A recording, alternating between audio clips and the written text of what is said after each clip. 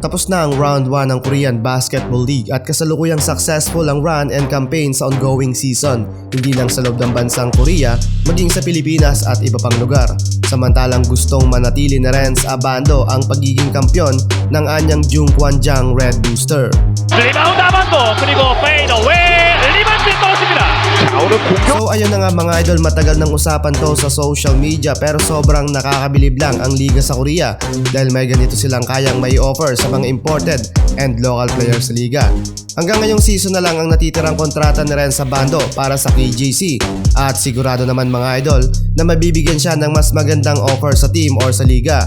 Ito yung isang rason mga idol dahil ngayon pa ba bibitawan ng Korean Basketball League si Renz Abando. Ngayong sobrang sikat na niya sa Pilipinas at sa Korea at maraming sumusuportang Pinoy sa KBL dahil sa mga Pinoy import na humataw din mga idol sa liga. Tinawag na ngang superstar ng mga Koreano si Renz Abando dahil sa tumataas na statistics ng viewership ng KBL at kalat din ng mga Pinoy na nanonood ng laban.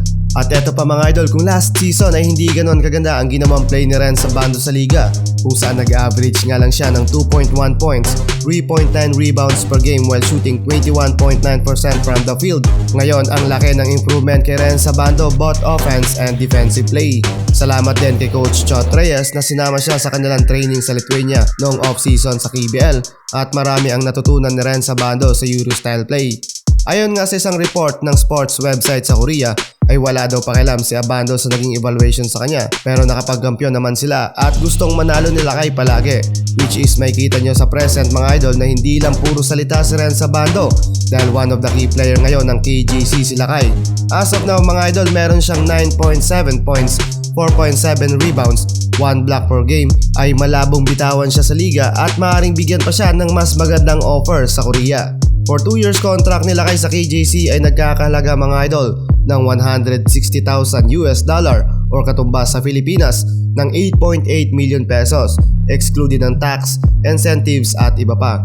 Samantalang sa may pinakamalaking player na binabayaran ngayon sa Korea ay nagkakahalaga mga idol ng $613,000 or sa Philippine money tumataginting na 34 million pesos gross income.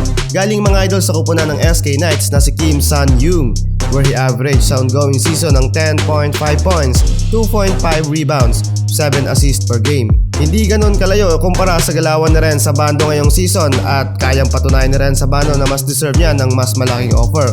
Kung nagustuhan mo ang mabilis ang update na to, please like, share, and subscribe at i-follow mo na din ang ating Facebook page. Maraming salamat sa iyo, idol. 힘있게 밀고 들어갑니다. 돌면서 훅샷 들어가지 않았습니다. 힘인 득점. 자, 또다시 스위치로 대응하고 있는 안양 정관장입니다. 막았어요.